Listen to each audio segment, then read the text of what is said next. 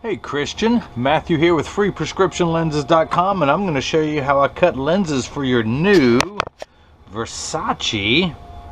Open up the box, take this out. Of course, here's your Versace cleaning cloth, your card of authenticity, all that comes when you buy the Versaces from me. Open up your Italian white leather, and of course look at that beautiful, beautiful pow!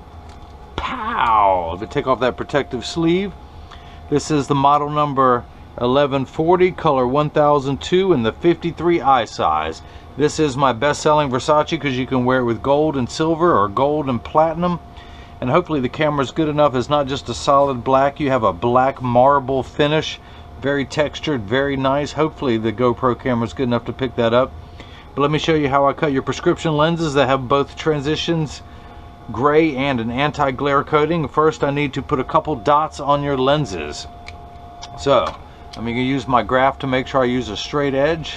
I'm going to put one dot on one side, one dot on the other. The reason why I do that is I need a straight line, in which you're going to see why. First, I want to measure the frame's PD, which is 70. I always like to write that on the lens. I'm going to take out the demo lens that comes in the frame. I need to put that onto my little tracing element. Oh, you don't like that one? Let me try this one then. Put that little sticker on here, pull away the double-sided tape to make my side sticky. Get everything lined up perfectly. The reason why I put those dots, if you see that straight line, I just want everything lined up on there perfectly. Now I'm going to put your right lens into the tracing element of my Santanelli. This is the LE1000 patternless edger, and the stylus will pop up and trace the shape of your right lens. And now we are done. Forgot where we're at. We're at freeprescriptionlenses.com, where everyone loves a bargain and no one is disappointed with quality. You buy a genuine, authentic Versace frame from me, and you will receive free, clear, single vision prescription lenses. And of course, all you're paying for is the upgrade to transitions and anti-glare, but your basic polycarbonate unbreakable lenses are free. So I'm going to pull the shape up on the computer. The reason why I wrote 70 on the lens, that is the frame PD. Your pupillary distance is 33 for the right eye, 32 for the left. So let's pull this up. I'm going to do 33 for the right eye, 32 for the left. These are polycarbonate lenses that I'm cut on the soft cycle because of the anti-glare coating. And these are being cut for a semi-rimless frame. So let's begin. You are the same prescription in both eyes. You are minus 1 1/4 OU, as we say, which means both eyes. So it doesn't matter if this is the left or the right, it'll be the same for both eyes. I'm going to put the power drum at minus 1 1/4. Put your lens into my Marco 101 lensometer. Find the optical center of your lens. And instead of 3 dots, I only need to put 1 dot on each lens for this video, and I don't even need to mark it right or left because you're the same in both eyes. Let me do the same thing again. Let's do this for the right eye. Or I should say the left eye, but again, it really doesn't matter. Put that little dot on there so we can see. Now this is a block. I need to attach this to your lens while it is cutting. So I need to apply a double-sided adhesive sticker. And when you know it, 3M, the same people who make post-it notes, make a double-sided sticker. The black side is the sticky side. I'm going to stick that on the block, pull the tape away. And essentially what I'm looking into is an optical crosshair. I have a vertical meridian and a horizontal one. And I want to get that red dot dead center of those crosshairs. So let me get everything lined up. We both can't look at the same time, but that red dot is dead center on your pupil now. Do the same thing now for the other lens. And because of the anti-glare coating, you actually have a little hydrophobic surface of your lens, meaning that it hates water, but not in a bad way. It just means you never need liquid again to clean your lens. But because of that coating, it's a little bit more slippery, just like when you wax your car and the water beads right off. So I want to put one more sticker on the back of your lenses so they don't slip while they are cutting. So I'm going to take your lens and put it into the chuck and hit start. And the first thing that's going to happen is these calipers are going to come down, and it's going to trace the shape of the lens, your right lens, for your frame, starting with the rear surface closest to your eyelashes, the back surface known as the concave surface, and then it's going to move forward and trace the convex front surface of the lens. all the while measuring the thickness to know exactly where to slice the little bevel in the lens so it stays inside this plastic monofilament. The cutting wheel is actually down here on the bottom. It's that lighter color wheel on the left that's going to grind away your lens material, and this blade right up here at the top is what's going to slice, put a slice all the way around your lens so it stays inside the frame. I will have to close the door in a moment, but for now I just want you to see as your right lens touches down on the cutting wheel.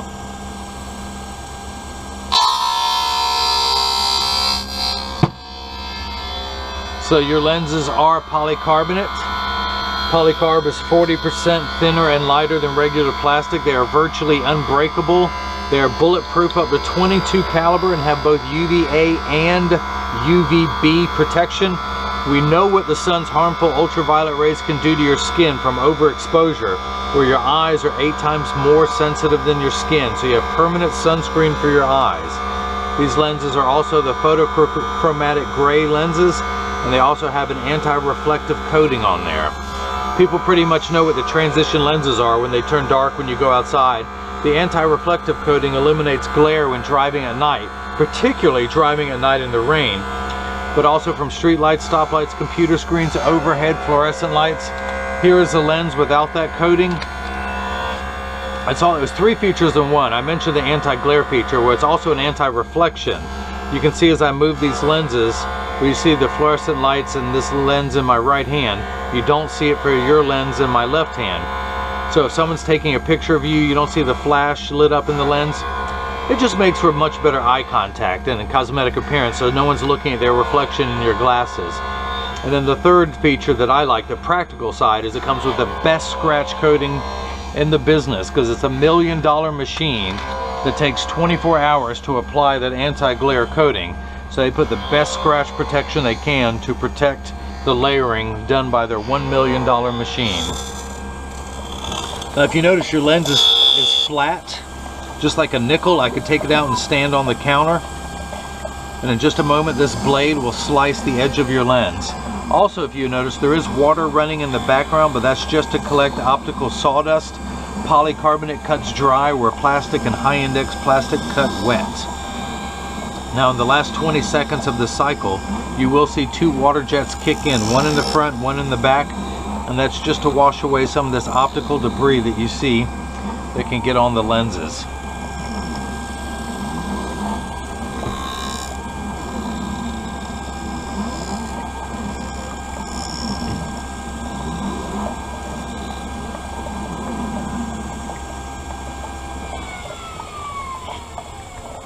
Now the blade will come down, and let's do some slicing. Oop, did that spray water up onto the lens? I will dry that off. So now we're literally putting a little slice all the way around your lens. And that's what's going to grab with this string and hold it inside the frame. That white substance you see around your lenses is called swarf.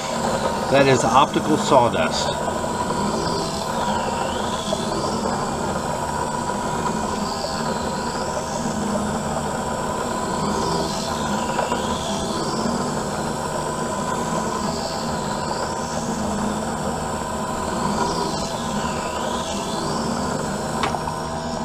So now the water jets have kicked in to get my shirt all wet. I'm going to close the door so nothing else keeps getting wet. What we can see is the water is washing away the lens debris.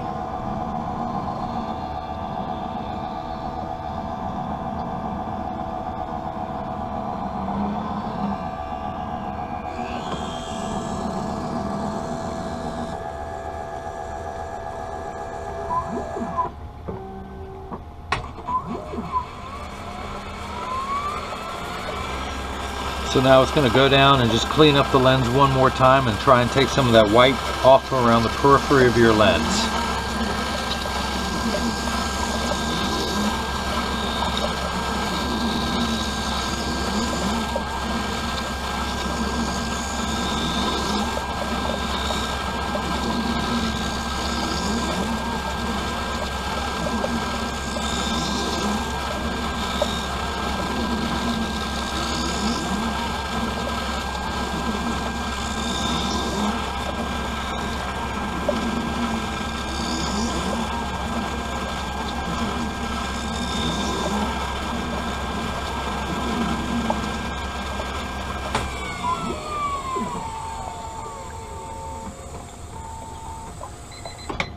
Okay, so the right lens is done. Let's go ahead and start cutting the left.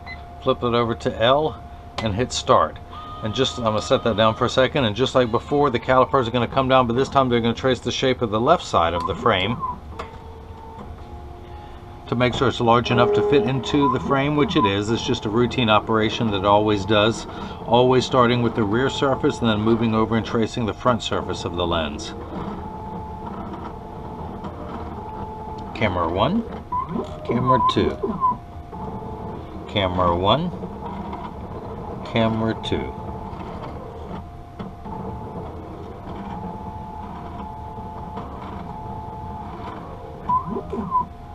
And as soon as your left lens starts cutting, I will continue to work on the right.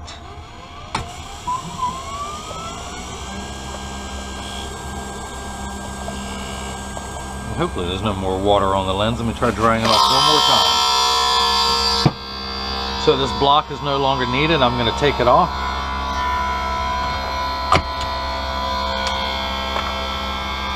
I'm going to dry the lens off. And I need to you still have some rough edges on both sides of your lens left over from the cutting cycle. So I'm going to use my hand stone, which is completely flat. I can put my finger on it while it's running, and my finger gets warm due to the friction. It's that friction that literally allows me to melt any rough edges you have on the back surface and now the front surface of the lens. I'm going to use my thumbnail to scrape off as much of this as I can. And I do this so much, I've worn a V-shaped bevel into my thumbnail, but there's still some that's actually down inside the bevel that I won't be able to get out with my thumbnail. So I'm going to get 1-2 wheeling. Once I've gotten as much of this off of your lens as I can, and it's on the counter, I collect it neatly into one pile, and then I wipe it on the floor. So let me get one more tool to finish cleaning this. It's my toothbrush that has never been in anyone's mouth. And I will use this to scrub, and it will get down inside the bevel of the lens to clean out any of the optical debris like this that's trapped down inside of the lens. One last time going around with the thumbnail, and once I feel that it's all out, we'll go ahead and get your lens mounted into the frame. Now, you've heard the saying, you got to have the right tool for the job. That is true with this. You have to have the right tool to get it mounted, and that tool, a little piece of ribbon for wrapping presents. So what I do is I get the lens tucked into the frame the way it would go, and then I put the strap in there.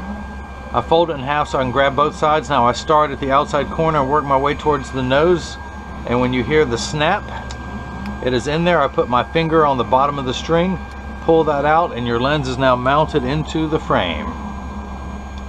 And I'm going to pull this blue sticker off.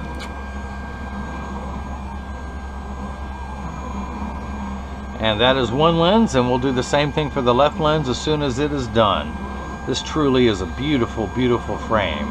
If you want something classy and dressy as well as functional to where you could wear every day, this is it. This is the frame. So now the blade's going to come down and get water everywhere again. Watch the edge of your lens turn white as it starts to get cut upon. It'd be nice if I can clean that along the way. Get the toothbrush wet again.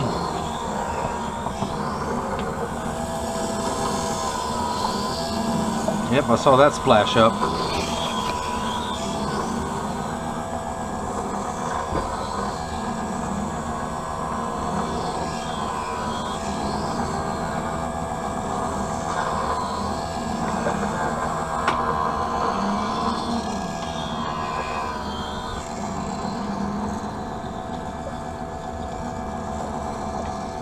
Alright, let's close the door again.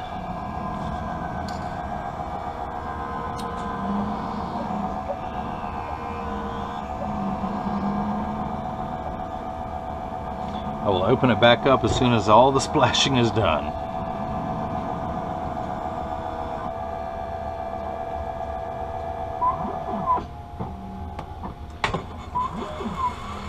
Now the lens is going to go back down onto the cutting wheel, with the bevel wheel actually, and try and remove as much of that debris as possible.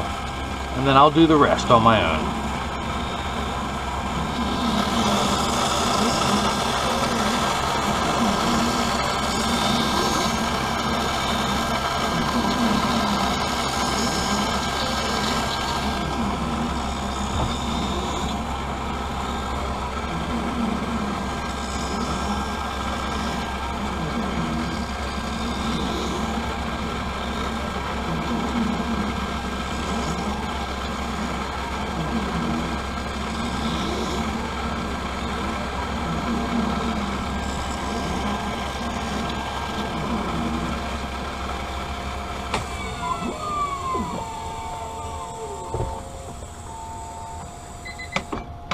Alright, let's take the lens out of the chuck, dry everything off again.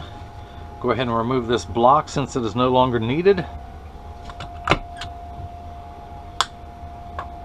And back to the handstone to smooth off all those rough edges on the back surface of the lens.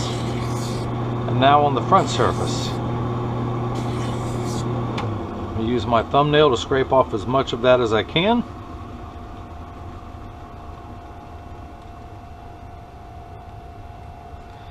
Of course, clean it up off the counter into one pile and then wipe it on the floor. Now let's use the toothbrush to clean off the rest of this.